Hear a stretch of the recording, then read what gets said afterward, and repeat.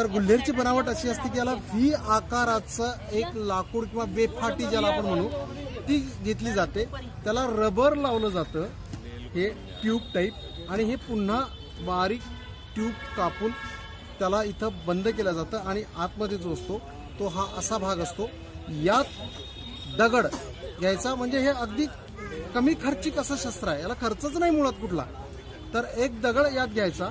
हा अशा पद्धतीनं मध्ये जो आहे हा घालायचा, आणि मग गुल्हेर अशी पकडली जाऊन,